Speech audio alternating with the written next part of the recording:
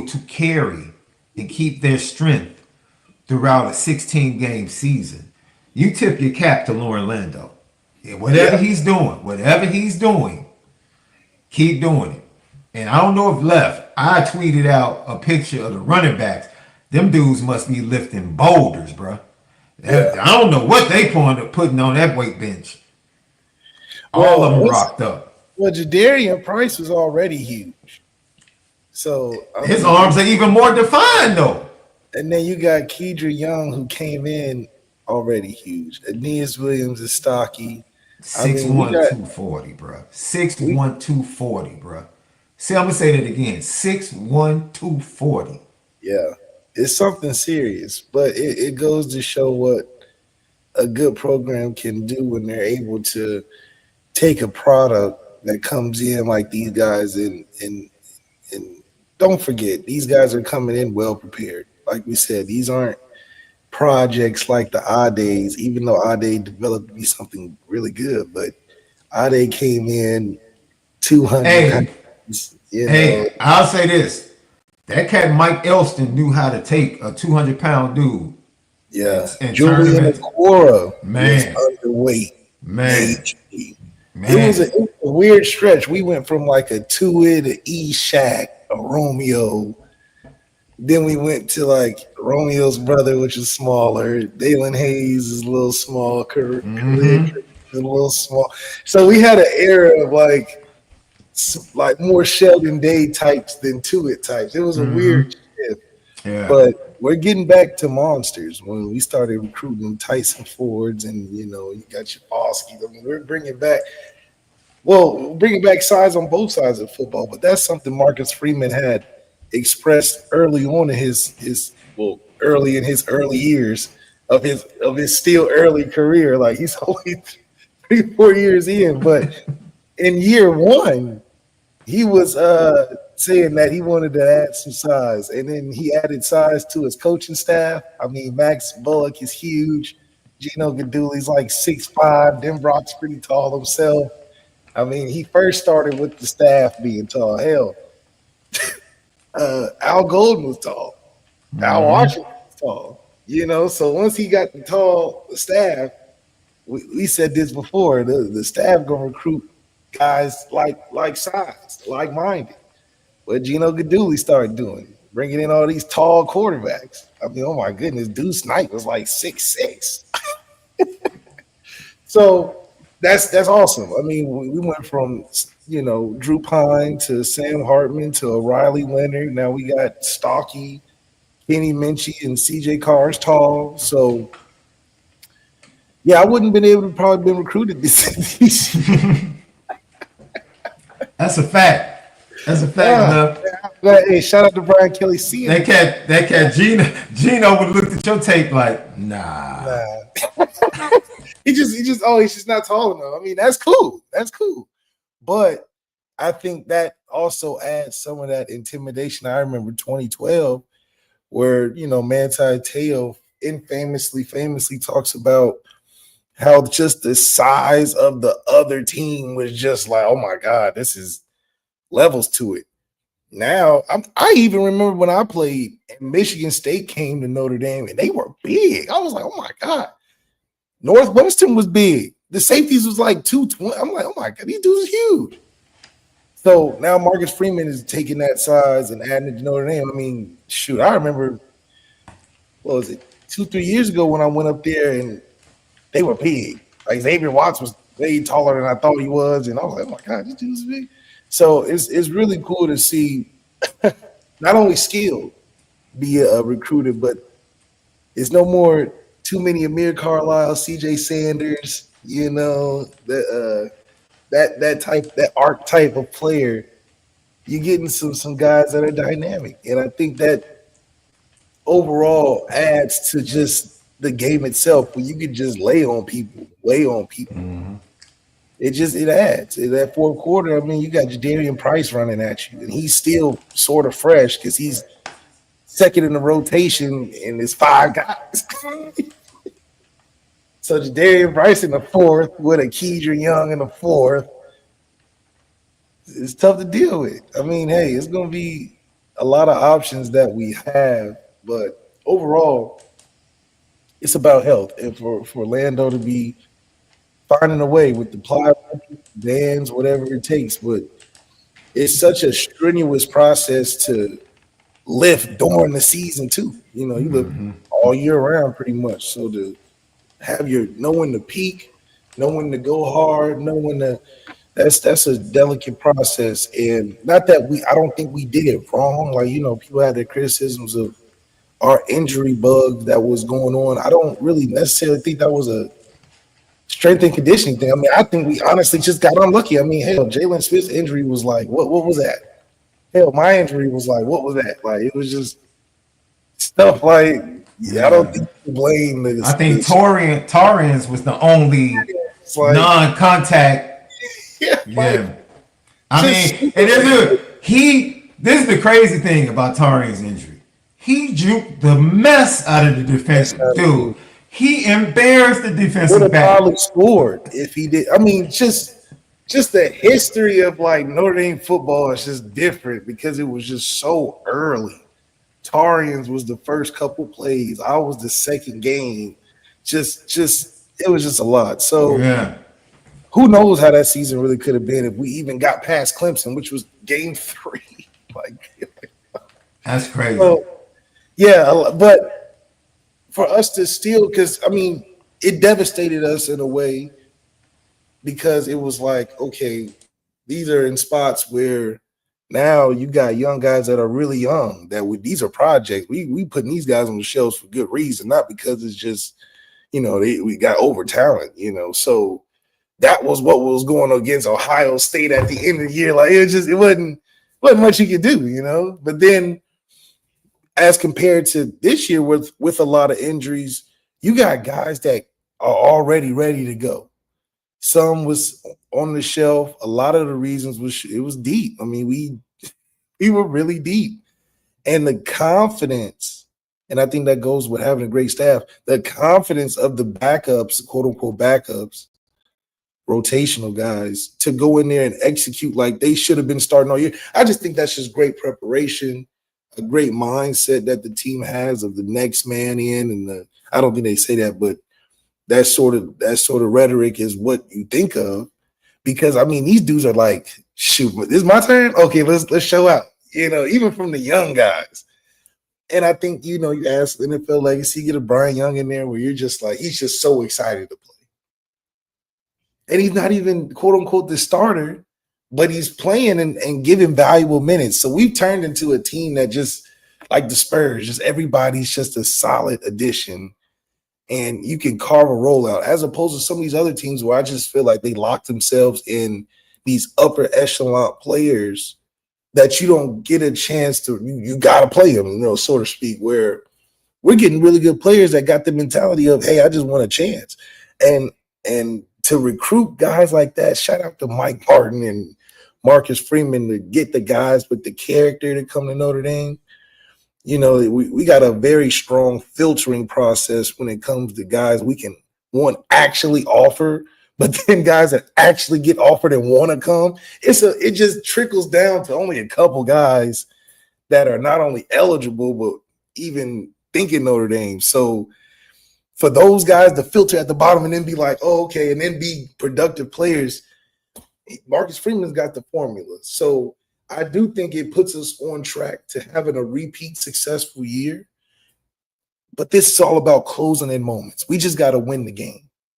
You know, it's hard to think that we'll have a tough time during the regular season getting to the playoffs. It's just strictly like second season mindset in the background. Now, we're not going to look ahead necessarily. Like, you know, you don't want to do that. But, you know, Clemson repeated.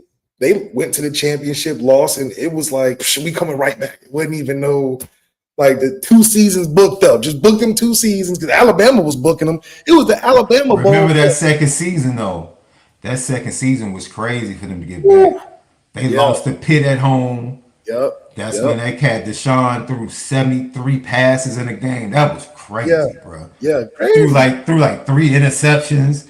They Like, still scored. They scored 40 points. Lost by 4, I think. He threw 73 passes, I mean, 500 yards, and people were blaming him. I'm blaming him. He's like, dude, my ETN is out, Yeah. so I don't have a running game. I'm I throwing mean, like every literally play. have a running game though. Like went from like the best running back to nothing. It was I don't know how you recruit like that. You know, we don't have that.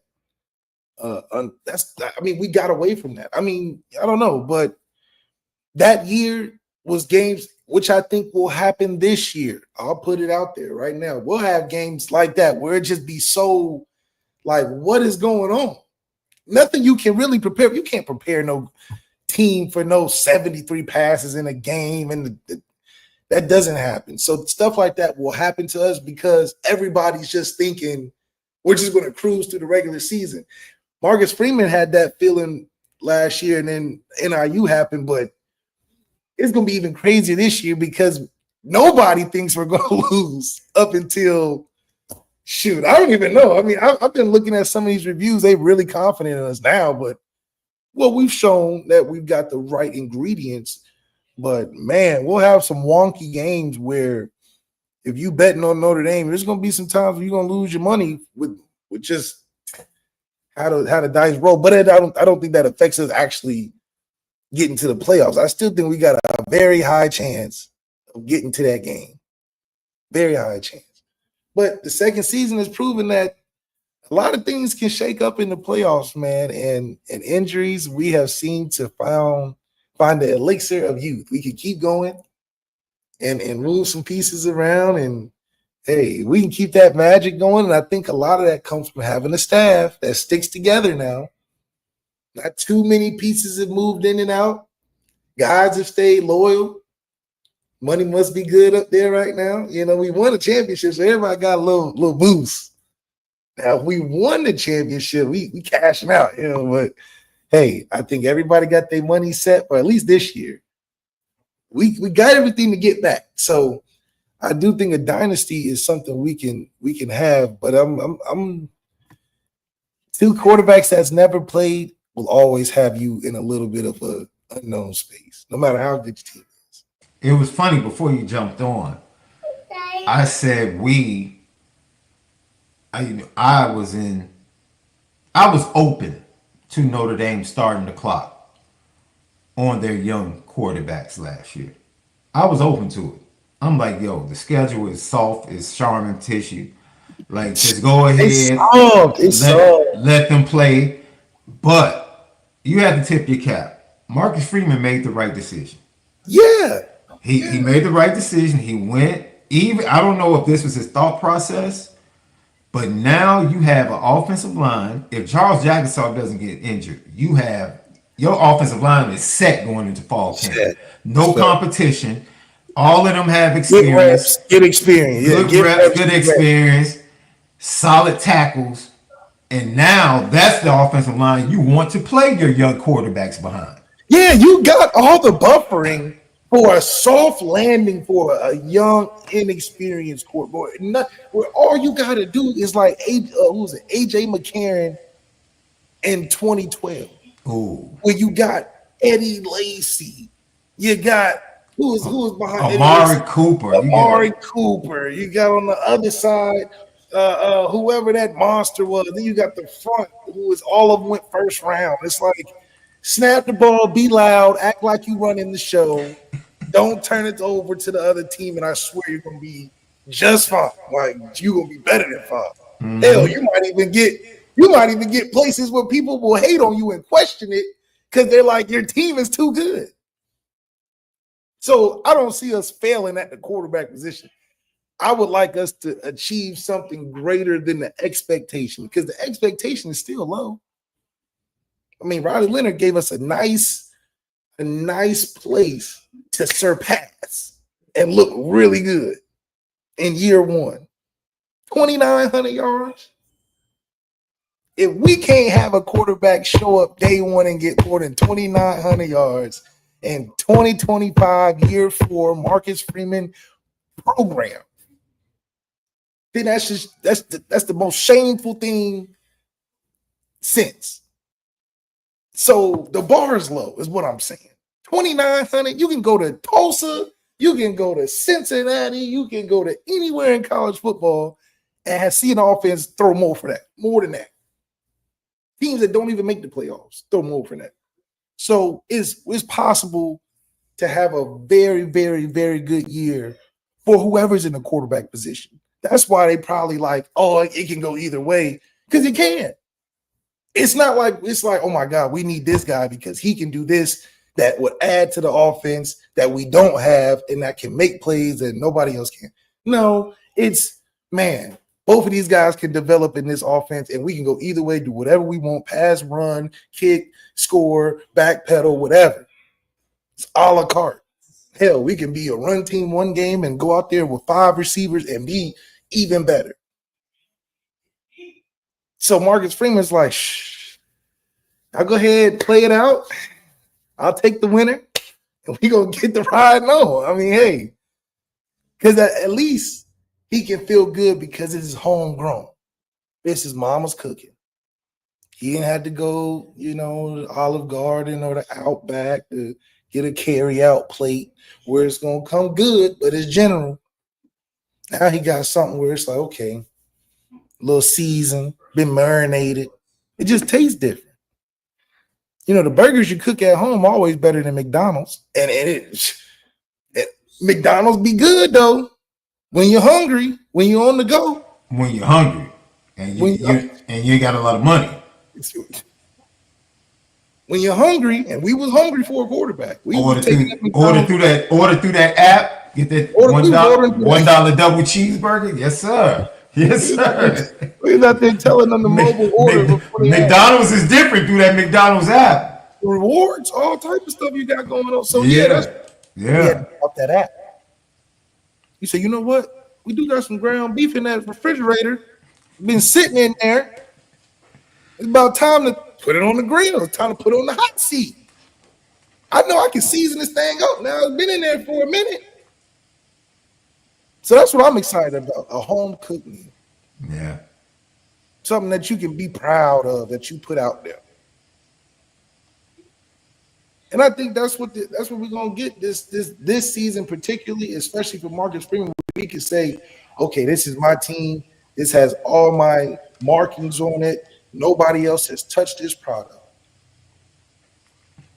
Nobody else has touched it. You can't say this is Kelly's. Can't say this is influenced by Swarbrick. Can't say this is a call from the alumni club. This is all me. My hires, nobody got hired with. I decided everything, which is because now we can evaluate a Marcus Freeman era program compared to other great coaches of Notre Dame. Kelly ain't got nothing to say on this. You can't say, well, those are my guys, and I'm glad they're playing. Nope. This is Marcus Freeman's recruiting.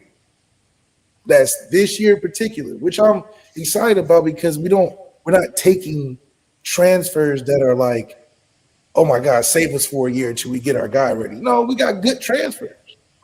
But the guys we got us, hey, homegrown. You're gonna have to compete with that. Yeah, you're gonna play, but you're gonna have to stand by me for a play. Need my young gun to get in there. Yeah.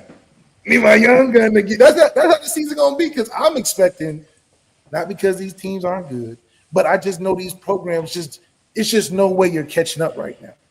Yeah. Not with all the things we got. You can have some good pieces, a good offense, good defense, but you literally got to have a really good offense that's scoring a lot of points and a defense that's stingy.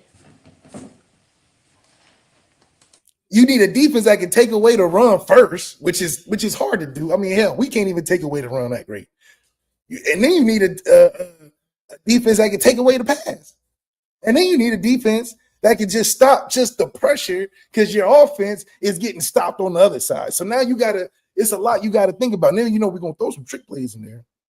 Good old, look, everybody doubted my dog, Coach Biaggi. I'm just going to say I've been on his coattail from the beginning. Now, everybody said, oh, he's not this, he's not. I said, let him give me time. Always knew he was going to be a great coach. Now he up there shot calling with Mike Pickens. He's just scheming in the scheme room like this. That's what you like to see.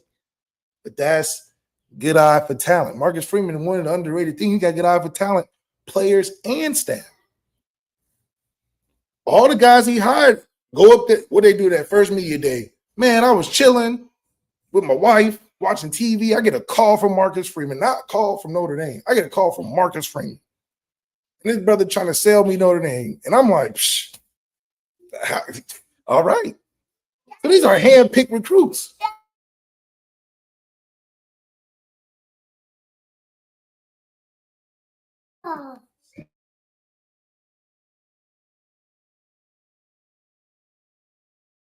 I think you're on mute. Say it again. ND Milton fan, thank you for the super sticker.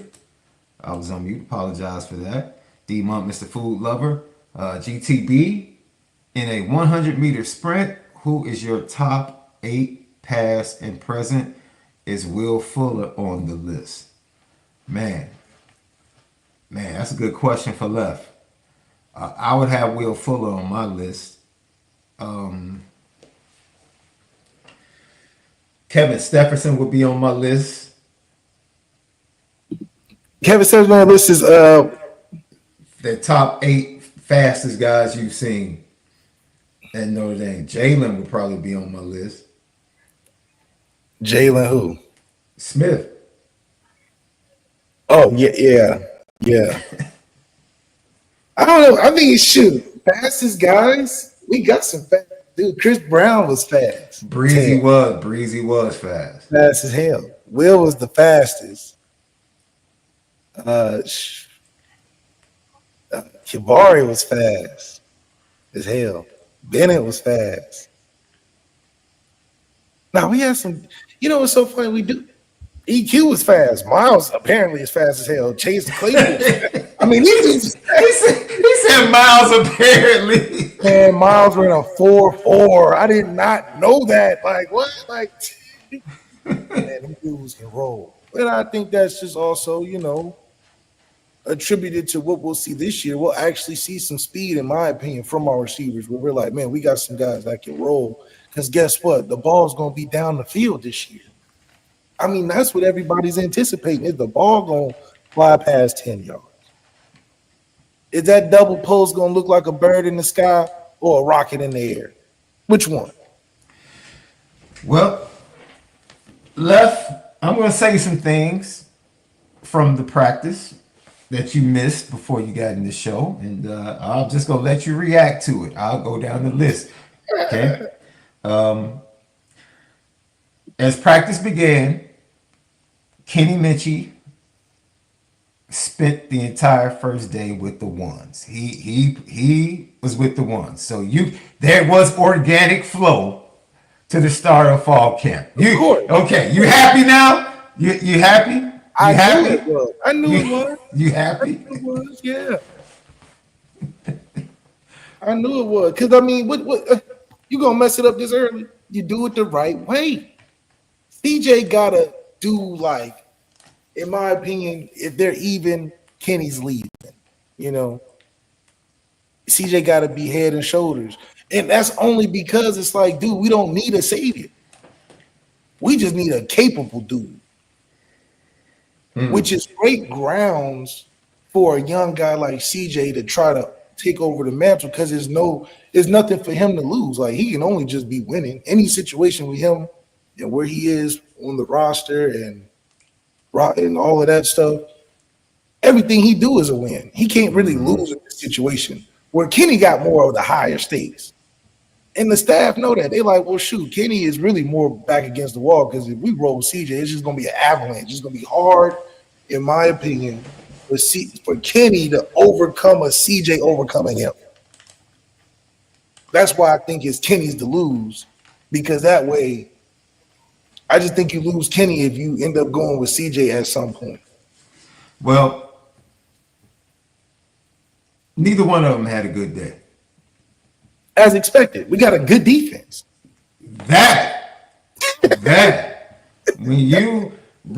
I've read multiple reports. Once again, for those of you that have joined today, I had a previous engagement already scheduled. I will be there for the next 2 days. I was not able to make it today, but I did have eyes and ears down there. And from what I have gathered, left, let me tell you something. I said that I would say this 10 minutes ago, and it's a perfect time to let it go. Y'all can stop that Christian Grey hate. All that Christian Grey hate that everybody had post injury. I kept saying post injury is when he struggled. And today, they tried to go at him. Matter of fact, it was reported that they only saw one ball thrown to his side all day. I mean, Christian Grey done went through the ring of fire. And that's what you have And to he do. survived. Like Leonard Moore is going to go through something. He's got to. It might not be as significant as Christian Gray's. Like Christian Grey literally has gone through the rite of passage where like he's battle tested to the is nothing he else is no battle he is not he has literally went against the best receiver Bruh. in the highest state. It was me in the most it was me moment. and the crucial on a fourth down. It doesn't get any bigger than that. There's no bigger moment in college football for any corner to experience than what he experienced last year. From the USC game, which even though USC wasn't who was that, but from the situation to doing the playoffs at Penn State to going against the number, literally the number, they talking about this dude could have went number one last year. We're talking about the number one receiver in the nation on the number one team in the national championship game with no safety help, one-on-one, fourth down. I mean, it doesn't matter if he won or lost that particular battle. It's the fact that he went through it. Now he's walking into this year like, dude, I'm locking everything up. What are you talking about? What are you talking? Like what? Like what? Are you serious? The quarterback should be scared because this is the dude that. Oh, okay, well, I know I can't look over at Leonard Moore, which I think he'll get tested in some ways. Yeah. But he's ready. I mean, I didn't get paid the briefcase. The fat briefcase came to the dorm room. We ain't gonna talk on campus. It came to the dorm room. He opened that thing up. He said, "Oh yeah, I'm a." Oh okay, yeah. I can. So, and you got Mike Mickens. Think about this. You already done went through the craziest trial of fire ever. And your OG just happens to be Mike Mickens. Think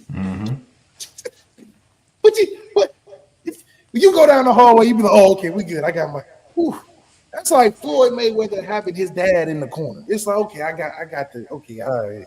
Ain't nothing scary. What's scary? What is scary for Christian Grey this year? What matchup is or moment would be scary for Christian? I can't name one. Because he went through the biggest you can go through. And the scheme we play is man. So it ain't like he was hiding in a zone or, playing a little pitter-patter, passing off. No, we playing man. So what else could you ask for? Our secondary is very seasoned. Very, very seasoned. Which I think puts more spotlight on this D-line to perform because now we know everybody else good. Now we're really looking at the D-line. It's one thing if the defense is going through phases, but we good. We good back there. The skies is clear. We are locked in the skies. But what's that trenches look like? Because the airfare is great. Air Force, big money. We damn near in Space Force with that secondary. We got the skies and the galaxy covered. But what's the trenches look like? Can we, which I'm excited about because that's where probably the attention and the focus goes from the staff. The staff's like, all right, we got this patched up, that's patched up. We got to see what's down there. Check under the hood. We got 8 guys in the interior. We got some monsters coming back healthy. Backup running backs can't have 100 yards. That's what I'm thinking because now we got to think measurements. You know what, though? The running backs are salivating. You know why? All those Riley carries go to them this year. Oh, yeah. Thank God. Like what? It Jeremiah Love is probably like no more lead blocking. yeah, he's like, I think I got enough blocking on tape for the league for a long time. Yeah, I think I should make more highlights this year. yeah. Thank goodness. I'm telling you, Denbrock's probably, man, I'm on page 3 or 4 in this big old playbook, man. We had to, scrap that last magazine, got something real. We ain't got something real in here. Indie Milk fan GTB question for you both. What makes Denbrock such a good OC? Left, remember any good stories about him as a player? Hashtag never forget. Hashtag he doesn't get credit for the losses. Well, one, when you got good players, it's a hell of a lot easy to look good as a coach. And that's not even that's for anybody. I mean, look at Todd Monken. He had Brock Bowers to play with. I mean, yeah, you can call great plays because he's doing it in the NFL and all that. But Brock Bowers 3 times All-American. Brock Bowers 2-time champion. Only lost 2 games in his whole career. So, that's when you got players like that, easy. Then Brock got Jaden Daniels and Malik Neighbors and Brian Thomas on one team. The NFL, they couldn't even pay all 3 of them dudes on the same team. They couldn't pay all 3. So you getting that in college for free, man, you better have 2 first rounds and a Heisman. So half of that is, well, a good chunk is these guys are dudes. Guys are dudes. Now, you can have a bunch of guys and still don't know how to coach. That's where the Denbrock effect comes in. I think what Denbrock's so special at is that he gives guys chances. He has to okay, I can see it. And okay, we're not gonna we're just gonna give you these 3 or 4 things. We're gonna give you a fly, we're gonna give you a post, and then maybe a hitch, and that's it. But when you do it, you're gonna be productive. So he knows how to make you productive at what you're good at. You don't have to be good at everything. You're good at like 2 things, and he'll use that to the max. That's why I like Denbrock so well. So that's why, when it comes to fitting roles, what role can you do well? What can be your route? Chris Mitchell's was the post, and we tried it, and then we couldn't throw it, and then he had to do smokes, but you knew Chris Mitchell's routes. So if you can fit into that, you're going to be great for Denbrock. And I think that's what the quarterback should know too. Like, hell, if we're subbing in this guy, okay, he's running to go, we probably should throw it to him because he's that can help you process of elimination, think faster as a quarterback. So Denbrock knows how to make it edible for you to go out there and play at your high level.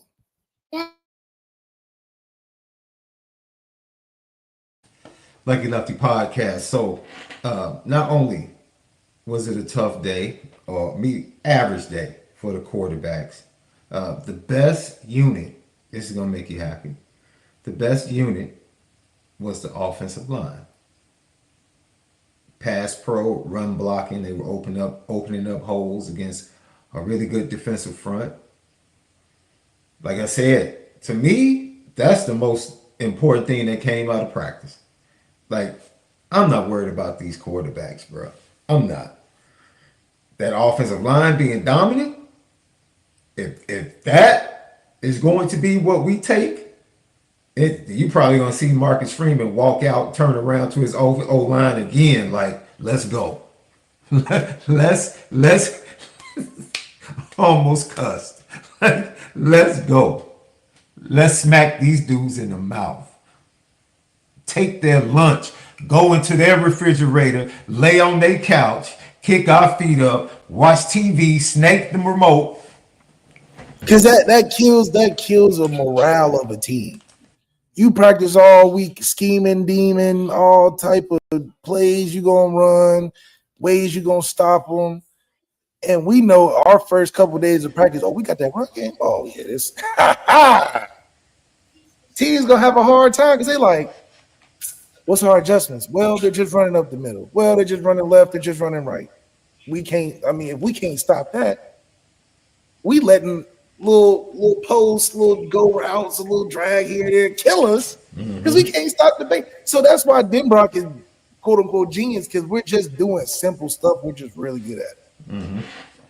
Perfect example, I know go back to Denbrock, but Corey Robinson. He got the most out of Corey Robinson. Anytime you saw Corey Robinson in the game, what was he doing? In the red zone, catching one hands. Like that's all. You didn't see him in the middle of the field doing what? Wasting time, being a decoy. Anytime he came in the game, throw that hand up. But Denbrock knew that. We in the middle of the field. Where's Will at? Just send him deep. It's not hard, but if you're not locked into simple, more is less, so to speak, you're gonna make it look way more complicated. And now we're not scoring points, and it's like, what are we doing? We all has talent. So I do think that what's special about what Denbrock has is that offensive line. If you got a canvas with every color, you like, what? But if you're just working with a couple crayons and a couple markers, I mean, what can you do? So now that we know that we got the run game, I'm not, like you said, like we said 2 years ago, this is not about the quarterback. We just need to name a guy, but this is not about the quarterback. Because guess what? If he's trash, so what? Guess what we're going to do? Just hand it off. Just hand it off. And then we're going to baby feed the quarterback. He's going to gain his confidence through the season. And then week 8 or something, he's going to pop out with 300 yards, and now teams are going to really be messed up. They're like, no, he figured it out. We're the quarterback daycare. We'll just baby your career for a year or two, make you feel good, rub your shoulders, give you some good press, give you a great old line in a run game. You want to go to the league? Okay, we're just gonna guide you through it. This is not we need a Leonidas. We need a president to lead us to victory. We need a Cam Newton, a Jameis. No, we need a guy with a little talent, good customer service. You know what I'm saying? Somebody that can make you feel good. So it is an important job. But as long as we have the O-line, and the thing is that it could be demoralizing for our defensive line because they're like, it's the first couple of days of camp. We can't get anywhere. But it's not you guys. You know what I mean? Don't quit working on your moves because they don't work on necessarily our guys.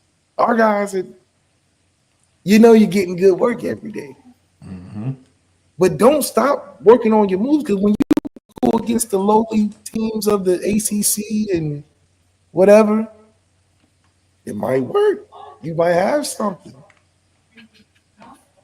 But, if the O-line is kicking butt and then you add 5 guys that are very capable, one just happens to be the best player, quarterbacks just don't turn the ball over. That's the mission. Yeah.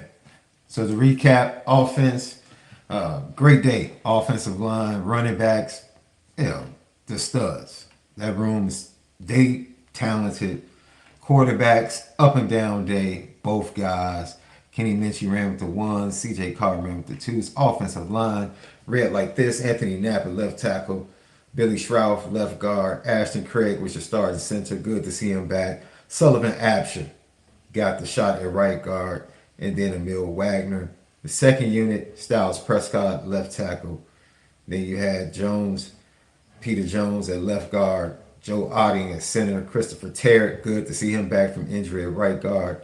And then Gerby Lambert at right tackle. It was mentioned that Will Black, ladies and gentlemen, he was playing at guard. Will Black is going to be a future left tackle at Notre Dame. Like, relax. If that's the best way for him to get on the field, especially to give him opportunity to play with Charles Jagasaw going down, if guard is the way to get him a chance to play, and it is what it is. Hell, Charles Jagasaw played guard. He did. So, listen, O-line is interchangeable at Notre Dame. You go in as a right guard, leave as a left tackle. You never know. Because guess what? You just going to play every spot. We good like that. This is not, we got to fill a hole and take our best guy and put him up.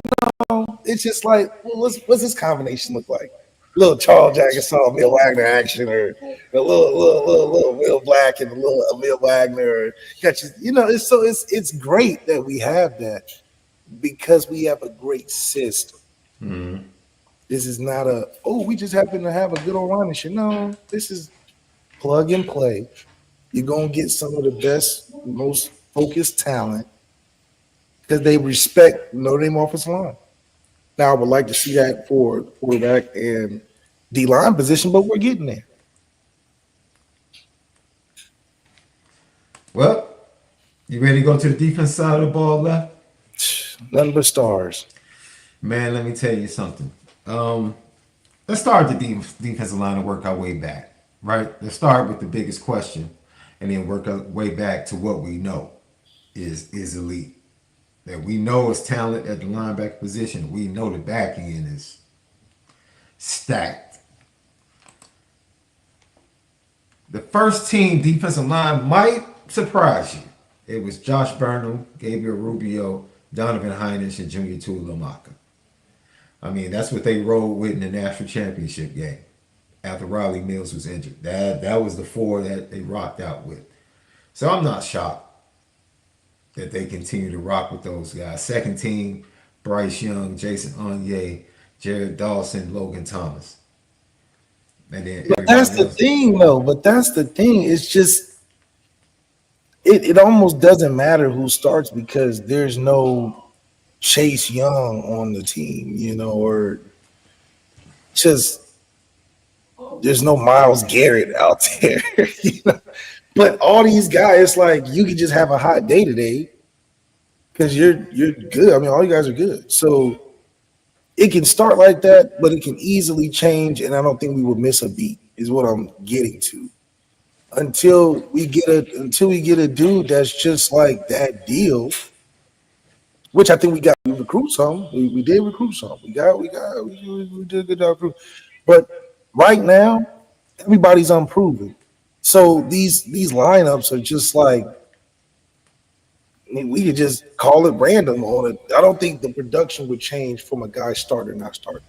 I think it's great value to have another Iron Man in Tuilamaka. Like I saw that he hasn't missed anything. Like he's never missed a practice, never missed a bus trip, hotel meeting, anything. He's every game, every rep. So that's great experience to have.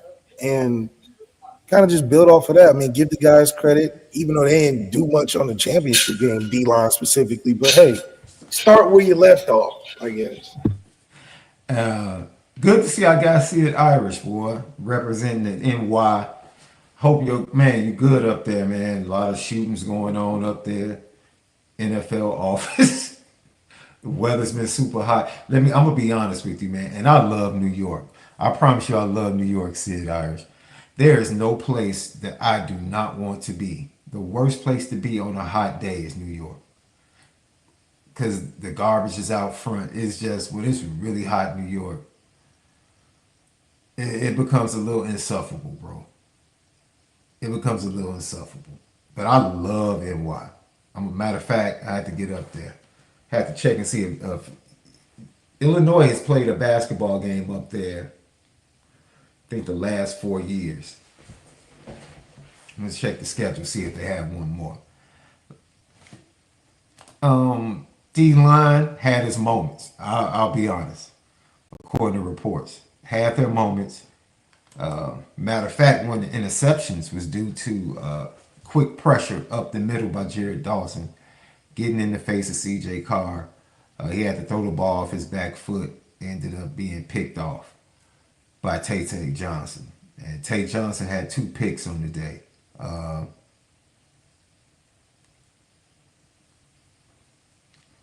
It is, I don't know what to say, bro. If this D-line can put any type of pressure on the quarterback, it's going to be tough for offenses to move the ball. Yeah, like we said, we were 2/3 of the way stacked already. So adding a unit, and we're not even saying they got to be out of this world. We're just saying a consistent production that's above average. Mm-hmm. Is that asking for too much when you have 50 guys in that position? Somebody got to make it. Now, I am excited for maybe a Jason Onye to crack that starting lineup. But then again, it's like, man, it's almost out of sight, out of mind with this football team because every guy that's in there is taking literally most of their opportunities. So Yeah.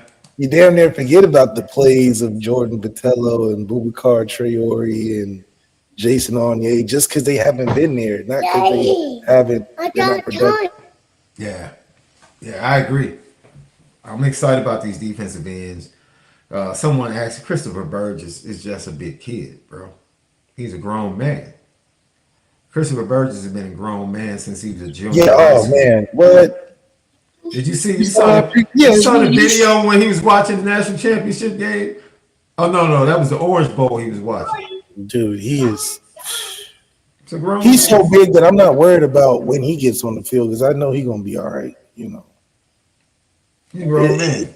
Yeah, you're not saying, oh yeah, give him a year to get in the weight room. Just just keep going to the weight room. It ain't nothing that we really trying to bingo that you don't got. It's just like let's just go work with the juniors over there. You don't need none of these intro classes. Is there like a freshman bench?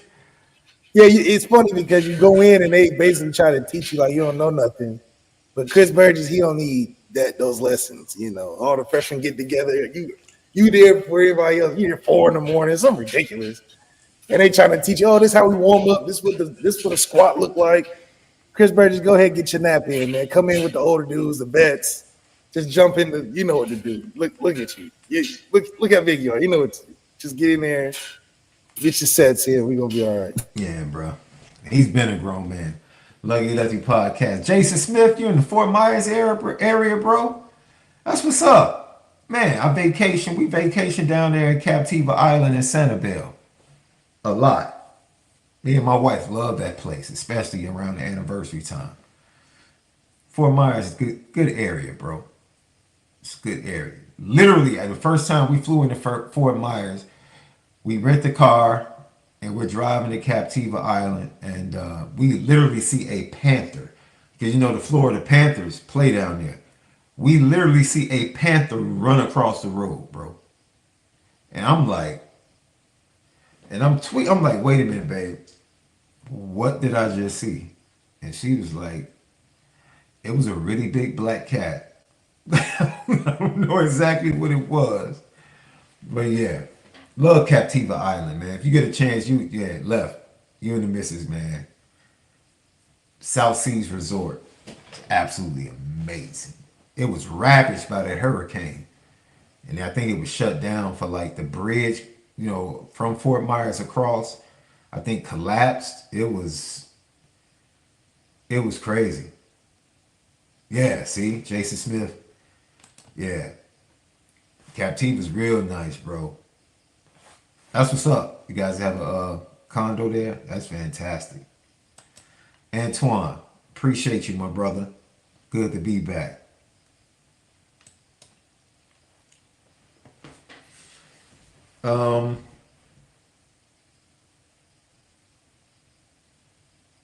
Linebackers, bro. What you want me to say?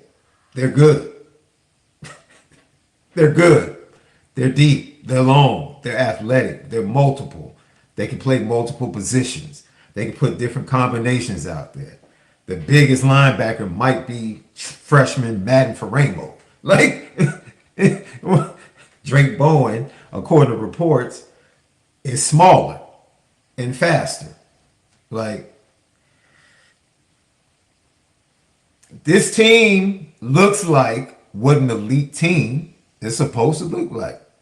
Look like when you see a team walk in the stadium, you like, yo, when you see them stretching in warm-ups, it's like, man, some big dudes. Yeah, that's what I'm saying. It's no more of those guys. You like, do you play for Notre Dame? It's like, no. Like, what position you play? What number you is in the program? Those are the guys that we starting to get, which is the good feeling, because before, our players blended in with the students. They were just undercover athletes. Now it's like, oh, you came for football. Not that you're not can't. You can't be in any other clubs or nothing. But they're like, oh, okay. I know it's paying your bills here. And that's quite all right. Because you fit the description. It's about intimidation. We're finally being the intimidating. Because usually what do people say? Oh, their O-line is intimidating because they're all big and strong and fast and good.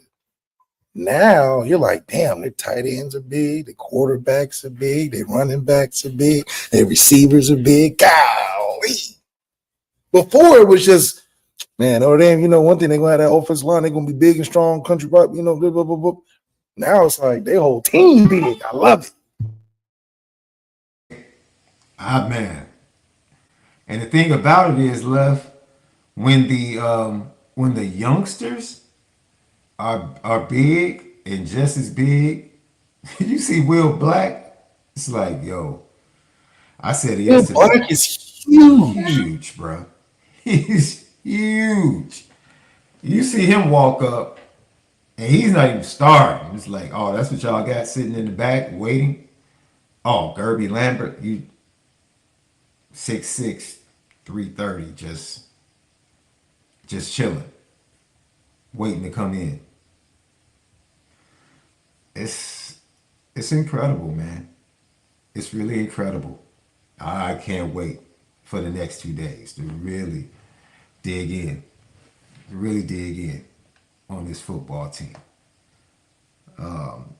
I think, if I'm not mistaken, I think CFB rules say that they will be in these light shells until the fourth or fifth practice, if I'm not mistaken, which is next week. And I think next Thursday.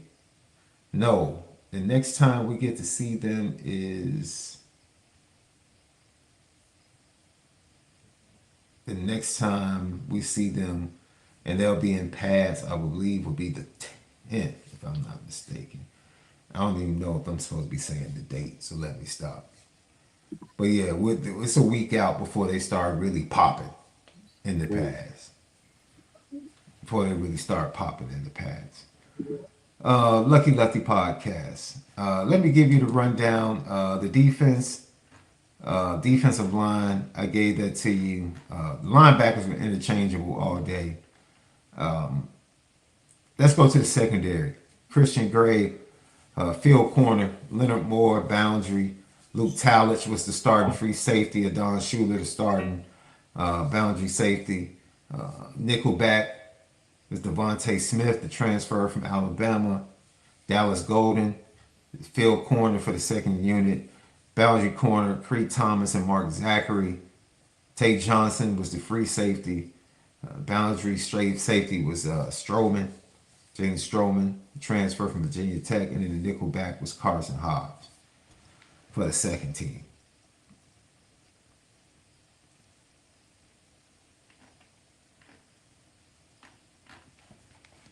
And there's really nothing else to say other than they were really, really good.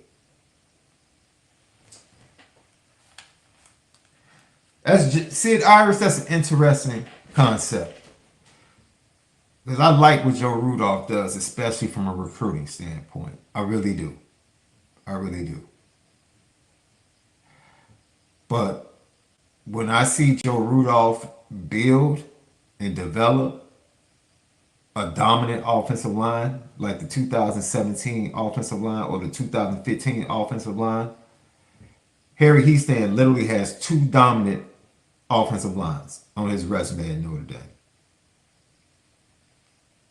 Joe Rudolph doesn't have one yet. Matter of fact, he had two top 100 NFL tackles on his team, and that offensive line was underwhelming under his leadership.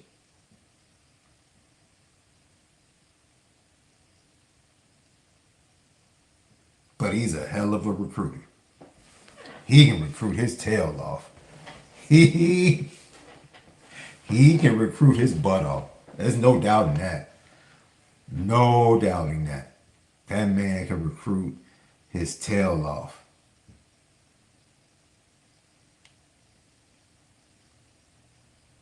He can recruit his butt off. That's the only pushback I would say. I've literally seen dominant offensive lines at Notre Dame under Harry Houston. Um, Biven.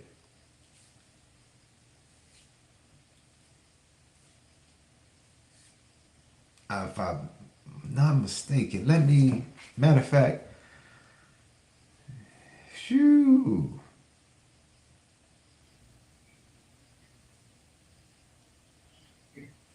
Let me see. That's a good question. They had multiple guys. Matter of fact, when I was at the Irish Invasion, they had like three guys working with the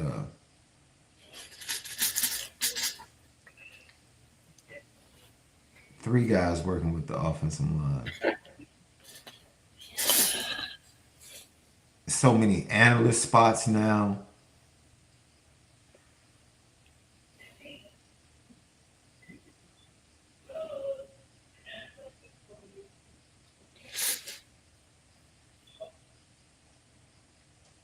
Oh yeah.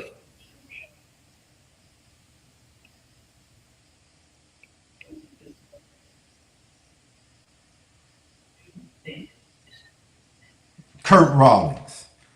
Kurt Rawlings. Kurt Rawlings. That was, man, that was gonna mess me up all night. Kurt Rawlings. I had to look it up because I knew I had discussed him with Gregory Patrick and a couple other the offensive line commits in the 26th class. Kurt Rawlings. It was really bothering me. Like I know this coach. I know this name. Yeah, Kurt Rawlings. Doing an excellent job, by the way. I watched him. Yeah, I watched him at the Irish Invasion. Doing an excellent job. That McDermott kid out of Indiana. McDermott sounds like a good offensive line guy anyway. Yeah, I think I like that kid. I'm gonna watch his tape and watch him play this year. But I like that kid for the 27 class. I like that kid. So that's it. I gave you the rundown. Tay Johnson had 2 interceptions. According to everybody, one of the interceptions was just absolutely stupid. Just dumb. Like, can't even blame CJ for throwing the ball. Because there's no way Tay Johnson shouldn't have been able to jump that high and snag it with 2 hands. Like, no way he should have been able to do that. No one else on the roster does. No, let me stop. I was about to say no one else on the roster does that. Then I realized that Ethan Long and Jadon Blair are both 6'4", 6'5". And Talik is like 6'4" or something like that too, ain't he? Yeah, I mean, I was about to say, no one else on the roster can do that. Then I'm like, with some freshmen on the other field today. Yeah. And there's one big dudes. And there's one coming next year that's about 6'4". That probably. That's what I'm saying. Like, what? Our average safety height's like 6'3". Mm-hmm. Where do you find that anywhere in college? Average height in the room? Not average height of the starters. Average height of the room is like 6'3", 6'4". That's crazy, bro. I wouldn't have been recruited during this era. Jesus. Left able to dish you, bro. Look, I'm like, damn, I can't even, they tougher than LinkedIn. Hey, even at quarter, I think Kenny's the shortest quarterback. Yeah, because the freshman dude like 6 something crazy. He's huge. Blake Heber. Hell, the dude that just Noah Grubbs. Oh yeah, Gerard, Teddy Gerard. 6'4", 280. No, he's like 6'4", 220 already. Like what? Hey, bro. Yeah, Gino wouldn't look at you, bro. No. I mean, 6'4", 220. He's a junior. Yeah, like what? Hey man, in there now that's not even getting looked at right now. He's just on the team, servicing the water and stuff. He's 6'5". Yeah, I don't know how they gonna make room for Jaden Wade because this. Everybody drink. Everybody drink. I wonder what's their game plan for quarterbacks then. I mean, we taking in these dudes. How are they looking at the years in this one? Everybody drink. He mentioned Jaden Wade. We told you for the all year. Anytime he mentions Jaden Wade, We said everybody take a shot of a Nora whiskey wherever you are. it's the future #1 pick. I'm telling you, he's No great. reason, no reason at all to be talking about this dude. No, all the reason, all the reason. He's just too. He's just got it all. I've just never seen it like that. He just got. He's like the LeBron James. He just. When we come back, we'll hear from the head coach, Marcus Freeman, before we let you guys get some shut eye. Thanks for joining us late night, Lucky Lefty, right here, Believe Network. We spin it different. What's up, family? We're back here once again, the Lucky Lefty Network shop. We've updated it to all your favorite gears from the Freeman era to the signature logo, Lucky Lefty. We do it the best and we spin it different. This time we're coming way different. We got accessories, mugs, women apparel, hoodies, shirts, anything you want, anything you can ask for. Because you know one thing, we spin it different. Break it down, bag it up, break it up, break it up, bag it up, bag it up, break it up, break it up, bag it up, bag it up. I tell my break it up, break it down, bag it up. Lucky Lefty Podcast. Honora Boys, that dude, the original Lucky Lefty himself, Malik Zaire. I am Sean Davis, SV2 Mics. We spent the first hour and a half of this show talking about the first practice of fall camp. Quarterback, offense, defense, future stars. It was all on display today in South Bend. Don't forget, subscribe on YouTube if you can. Go right now, hit that thumbs up. It helps with the views. Leave your comments and questions. We respond to all. If you have a super chat, super sticker, GTB question, go ahead. Put it in. We get to it immediately. And then, as always, brought to you on Believe Network, Apple Podcasts, and Spotify. Tap in on the audio side as well. You can follow us, Twitter, X, Instagram, and TikTok at Lucky Lefty Pod. Patreon.com/Lucky Lefty Network, Players Only Podcast, and the Lucky Legends Podcast coming during the season. Left the rotation.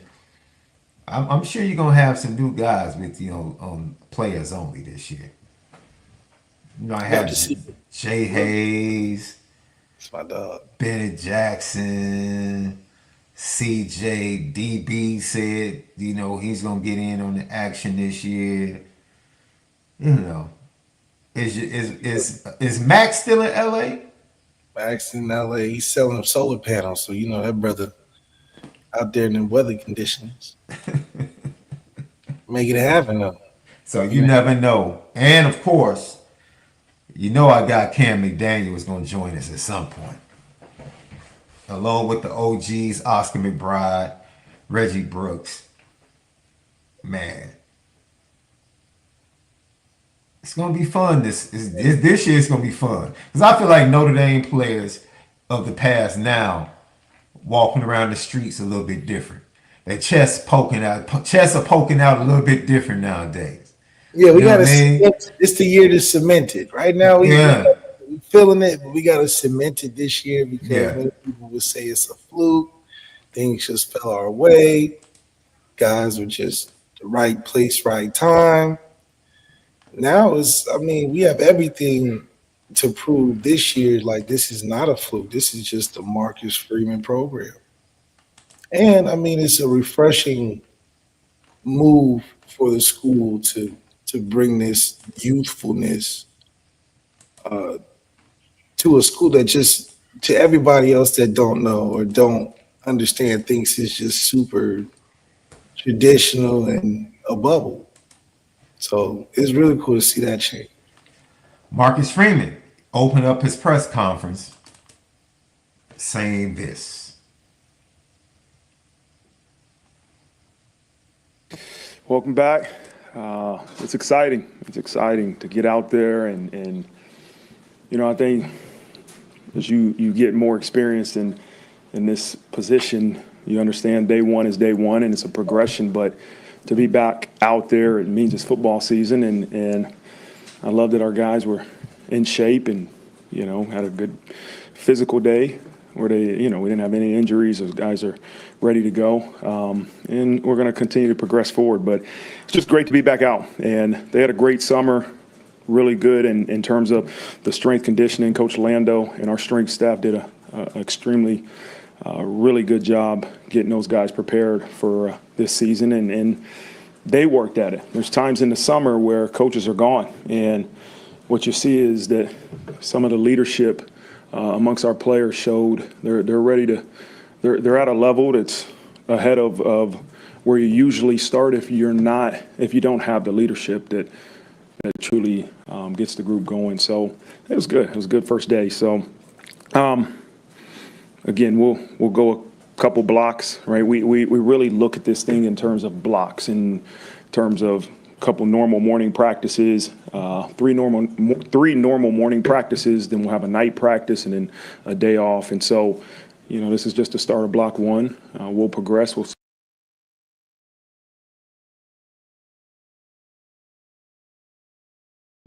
On mute. That was pretty much it. He was getting ready to ask for questions. Anything stand out for you?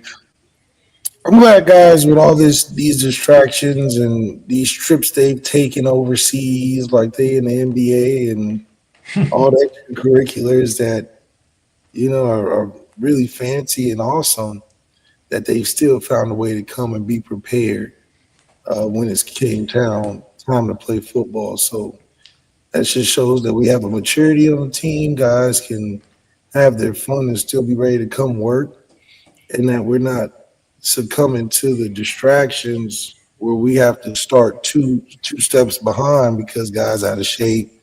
They've been fat catting on break, doing all type of stuff that can slow you down. Because still, we're still got a huge target on our back, even though we didn't win. So to get back there is not easy, and it's going to be probably rougher than the first time. But with the talent we have, we should be able to see through.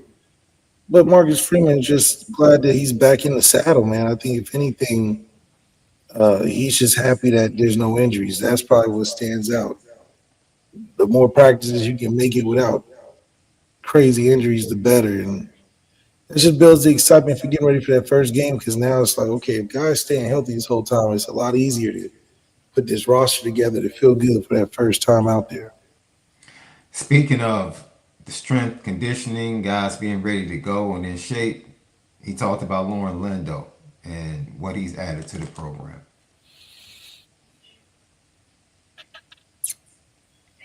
Coach Lando's experienced in the field of strength conditioning, but I love that he's adaptable. He's able to adapt to the young people that he leads. He's able to adapt to the coaching staff, the strength staff, and that's what he does. Hey, coach, we want to do a little bit more football. How does that impact what we're doing in the weight room? And, okay, coach, we want to do more weight room time here, and we'll do less football. And, he's a great teammate, but a great leader. And that's what the results are the results, man. I couldn't be more confident in this football team in terms of where they are physically. But he challenged them mentally, too. They're at a strong state mentally. But more than anything, he's a great teammate and a great leader. And then you've touched on it before, but he had that NFL experience, and then you guys obviously are coming off the longest season in the history of the program. How much did those elements kind of factor in and help you as you prepare this team for the coming season? Yeah.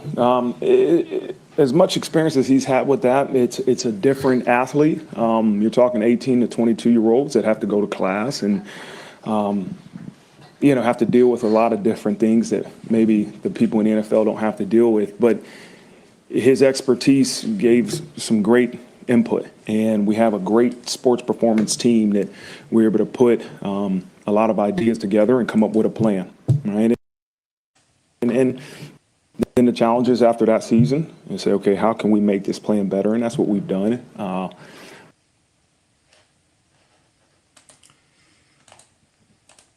Yeah, I think the early return on Orlando and his hiring have been great. I'm keep it a buck. Like you said, Left, not only does he identify talent on the field, he's able to identify talent with staff and people he wants to work with. He's able to identify the next star or the next great guy at that position. The Mike Martin hire has paid huge dividends in the 2026 recruiting class. Very subtly, very quietly, the way he's read easily can translate and converse with players and parents about NIL, the business side, and how that positions them at a school like Notre Dame to take advantage of those things rather than taking the upfront money at another school that might be willing to pay them more. Or Right. might be willing to give them 70,000 for a roster bonus. Wink, wink. One to 26 kids, but I'll leave it at that. It is. It's just amazing, man. It's really amazing to watch this staff work at this point and to see Lauren Lando, kind of, because there was a lot of buzz about, injuries while he was there with the Denver Broncos and whether or not he was to blame. And, I think he's kind of answered the bell and fit the bill for the Fighting Irish and Coach Marcus Freeman. He talked about what he's expecting and what's going to decide the winner of this quarterback competition. Left, and this is what Marcus Freeman had to say about that. Again, it's going to be consistency, right? And I've always said that they will determine who's the starting quarterback, right? And we want to see guys that are consistent. We want our quarterbacks, all of them, to be consistent, but who can be the most consistent, who can take care of the football, who can continue to keep our offense moving forward. And again, that play happening consistently. And so, I've always said this, that they'll determine who's the starting quarterback. But today was day one. We'll grade it every day. We'll put them in similar challenging situations. They'll rotate between groups. At some point, when a starter's ready to be named, we have to name one. In the other positions where you are having competitions for the starter, is that the same criteria, that consistency? Oh, yeah. Consistency is the number one criteria for any position. Because I'm a firm believer in consistency builds trust, and coaches are going to play players they trust. At the end of the day, no matter how athletic you are or how highly recruited you are, if the coach doesn't trust you, we can't put you out there consistently. And so that's the number one key to being on the playing field is being consistent.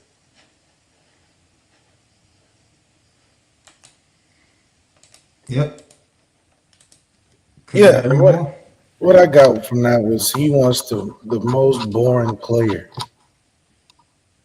That's the quarterback that's going to play this year, is the most boring guy. Because if you can be the most boring, that means you're the most consistent, which means that you're just doing your job. We don't really need, like we keep saying, the savior, the Johnny Manziel type, the do it all or nothing or high mistakes, high reward type of quarterback, which, is very appealing to fan bases and to teams because it's high risk, high reward. You may get a game 7 touchdowns, you may get a game 7 picks. We need the boring guy because everything else is great around you. We need a guy that can get the 15 to 16 in the first half, throw in the open guys. We're not asking you to fit in no windows where it's like, oh, we breaking down sports science, how you fit it right over the guy in the bucket, and we don't need trick shots or you jumping over people, throwing it crazy. No, we just need the most boring guy. Good boring stats. 22 26, 235, 2 touchdowns, and he ran one in. Give me some of that. 28 34, 268, 3 touchdowns. Just give me a nice day. Just give me a nice day. Coach Freeman, continue this conversation about the quarterbacks. I try not to be result driven, you know that, and I know a couple. I was with Spot One most of the practice, and I know they had a couple interceptions, and people are going to say it's on the quarterback, and I've always said there's nobody that emulates the head coach than the quarterback, right? They're going to get blamed for that interception, and it might not be their fault. I haven't watched film. I don't know what happened. I move on to the next play like I expect them to do, but we could sit there and watch, and there's an interception and yell at the quarterback, or we don't know if the wideout screwed up the route. We don't know if the O-line messed up the protection. We don't know. Maybe the coach called the wrong play call. And so I try not to be result. They might throw a touchdown and the DB fell down in the game. They're not supposed to throw that ball. And so I'm going to go back and get with the offense staff. I'll watch and say, okay, hey, let's talk about what decision should he have made. Did he make that right decision? We'll get to the delivery, to the ball, and all that. To me, it's like, what decision do we want him to make here? Did he make the right decision? And that's what's more important than anything. Now, here's what I loved is that I heard both of them keep saying reload, good or bad play, reload, like let that last play go, because that's the ultimate challenge for everybody in our program, but most importantly, the quarterback. You have to was that a good or bad? This is what I said after practice. Was that a good or bad play? Take the feedback and move on and reload. Right, for the next play, and I saw them really working on that today in practice. Yeah, as a young guy, you want to talk everything out, getting your feels. So it's like, when we talked about that first day of freshman live. It's like everybody coming there, 5-star, best player in the team. We just warming up now. Now the warm up like 20 minutes. But these guys in here, 100%, super straight, the most athletic warm up ever. You would have thought dudes was gonna get drafted after that freshman warm up. It's funny like that. You know what I mean? So it's the same thing with this. It's just you're just so eager, that every little thing you're trying to overanalyze as a quarterback because you want to seem locked in. You want to seem on top of the things like it's good, I got it, So some of that is just the eagerness. You just trying a little too hard. You pressed a little because, veteran, when you get to a veteran level, it's like, dude, I'm thinking of the bigger picture. I got to get to September 7th. That's the first game. Every day is a little bit more. I might not even watch the morning practice film because I'm thinking of different. So I think that's just what the guys have to get adjusted to. You don't have to perform for these coaches and be all super like Reed Richards about even like the leader, you just so zoned in. Like, let it just, you gonna make mistakes, be more humble about the mistake. Just, okay, you're right, coach. Like, whatever. Like, don't be like, coach, but what about this? And I just, because you just add too much anxiety to practice. Like, man, just go out there and play your game. If anything, my whole thing would be trying to find ways to be different, right? Like and it's more of a personal mental edge thing. Like they said, Dan Marino, whenever he threw a pick or whenever he had a bad pass, he would just never take accountability for it. Like it could never, but that was just his way of protecting his mental space. You know what I mean? Like bad ball, it couldn't have been his fault. It had to be the ball slipped or something in the lacing, just anything other than it wasn't the routine. So I think that's just what these guys got to get adjusted to, is that it ain't you talking to your coach every rep about what happened, good, bad, or indifferent, isn't going to get you on the field any faster. It's more important that you stack days, you play big in moments, you more of a team guy, It's kind of like my golf game today. It's one of the worst 9 holes of golf I played in my life, bro. The worst, bro. Because you couldn't relax. You The just worst. over analyzing the swing. You trying different Man. stuff you ain't tried before. Man, I was all over the, Overcorrecting. I was double Muggsy all day, bro. I don't know what was going on. For those you know Muggsy Bogues. You know what I'm Yeah. saying? So I was double bogey, just first 5 holes. Like, and in the 6th hole, I found it a little something like in the fairway on the 6th, and then kind of, But you hot already. You already hot. It's like yeah, but it was just like, yo, and it was nut. That's when you start to overthink. When you're Right. playing bad, now you start to overthink. now you asking unnecessary questions like, was that a pick? Yes, you You threw it trying- right to the defense. Now like, you're looking at everything. Now I'm thinking Yeah. about, man, my feet too wide. Now I'm thinking, is the Yeah. ball too far away from me? Now, man, do I have control of my club face? Like, am I taking it back right? Am I keeping my head down? Now you're just thinking about thoughts. everything. Yeah, too many thoughts. And And it's that just like- happens so fast as a young quarterback. It happens fast on the golf course. Like, dude, Yeah. what in the world just happened? Because remember, none of these guys have played for real. So they trying to get they little swag anyway in there where they got to try to get the cadence right, your natural on the field conversations with your guys. Because it's your first time and you gotta tell a dude to hurry up. That's a whole experience in itself. And the confidence you gotta build when you Jaden Greyhouse. And I'm CJ Carr and Jaden Greyhouse being lazy. That first interaction is big. Do CJ get big on him? Hey man, hurry up.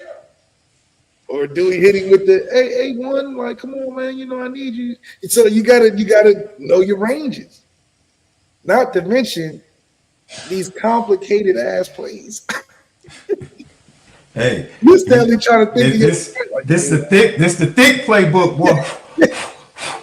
Yeah, Him bro got it out the attic. yeah. The verbiage is long. You got your head got to be on the swivel. You got to be thinking of the plays. So that's a whole. I think nother that's thing. something that it was pointed out that a couple of times both quarterbacks did not notice that the wrong personnel was on the field. And they had personnel running on the field late. So that's once again, You knowing gotta the choose call. who your cheater is. You gotta know. That's your responsibility as the quarterback. And your first day, you're not going. You thinking it like shit. What's the rest of the play? You ain't looking around in the huddle to see it because everything's moving. Because in the back of your mind, you're thinking this is a competition. You're not thinking like a vet that's starting like these other guys where you like, sure, we got everybody in the huddle. Raise your hand if you're here. Because you're not thinking over your shoulder. If I do the wrong thing, which that's why I be thinking it's getting too high stakes for this to be just unknown competition. Go in there, name a dude. Be like, shoot, if he played too bad, now we go to you. That's how I would have preferred it, because it's just too much anxiety trying to prepare to go against another team when you're like, I don't know if these guys are liking this dude more. I don't know, because they got like Marcus Freeman. That's why I think it's just confusing to be like they're going to decide. Really, they're going to decide. If they both decided, they're going to choose themselves. Like, so be the head coach is getting paid X amount of dollars with that extension and be like, I'm choosing the dude I like the best. See, I like that from the head coach. More on the Steve Sarkisian level, because he was like, dude, Quinn was our dude.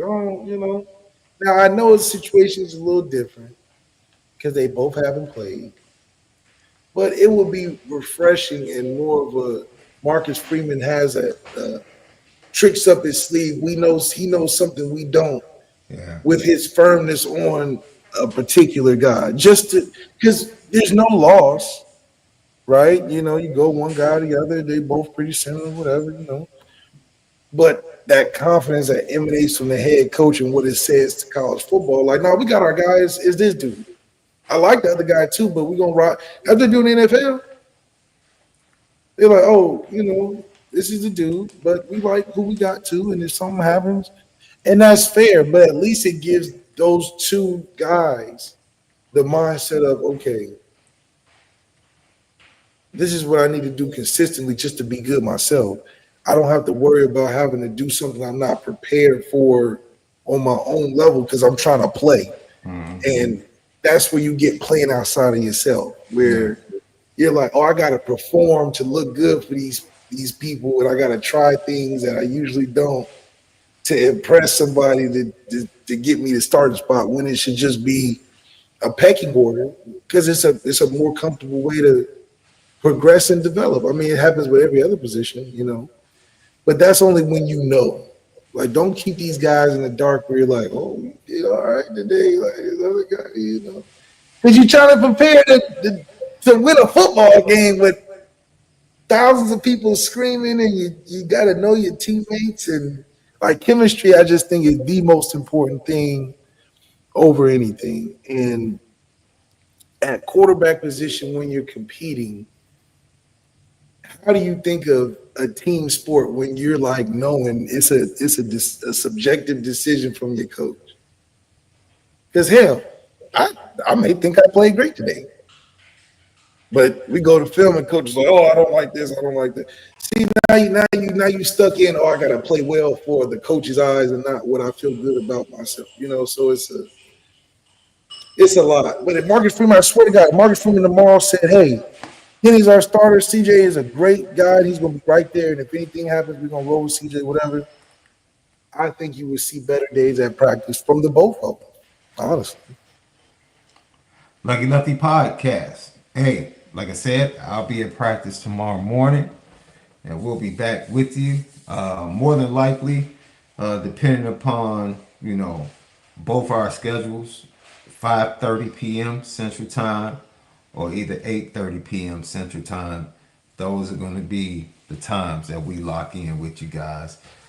So a couple of times we're probably going to have a late night show. You guys have been fantastic, man. I didn't know you were going to rock with us like this late night. We got one more one more question from my guy Cajun Irish. SD, are you getting Peyton on Miami week? No, he's not coming on. We are actually going to be live streaming from his restaurant the day of the game, watching the game together. So we're putting that together. We'll be live. And the loser pays for the meal. How about that? Well, it's his restaurant, so he's paying for the meal regardless. Oh, look at that. So yeah, flagship out there. It's his restaurant. We're gonna be watching from there and live streaming it. I think we're gonna have it live stream on our platform or our YouTube page. It'll be over by halftime, so you got to get there early. Get your food orders in. By halftime, we'll be playing all the little games and little darts in the back, little tall cornhole. Yeah. It's in the north suburbs of Chicago. It's in Chicago, so I'm sure he's gonna have all his. So he has a lot of former Miami baseball players that live here, bro. Wow. For some odd reason, it's a lot of former Miami baseball players that play here. And Chicago is like the third biggest alumni base for the University of Miami. So it's a huge hub for them. So they can all take this whooping. Yeah, they would all get. Yeah, it doesn't change anything. You can take it. Telling you, because their quarterback situation is hogwash. I would encourage everyone to go to YouTube and watch their Spring Access. They had a Spring Access documentary. Their D line is good. Their D line is good. Their offensive line, their tackles are huge. I'm talking about they are some huge tackles. Huge tackle. They lost a lot on the interior of the offensive line, but their tackles are really big. Mark Fletcher is not super fast, but he's just a solid running back. Just a power running back and run outside, inside. Love the kid. Their wide receivers are really small. All of They're their just big not receivers. strong enough. They're not strong enough at the quarterback position. That's what I'm saying. We just got too much. You got to have an ASAC quarterback. You got to have a defense that's going to give you a chance. But that chemistry between your quarterback and that offense, you got to be 2-3 years in, or the highest paid with all the 5 stars. Because it's just a lot to be thinking about strategically. Yeah. You We'll can't, get back. you know. We'll see you guys tomorrow. Lucky Lefty podcast for Malik, SD2 Mics. You already know. We spin it different.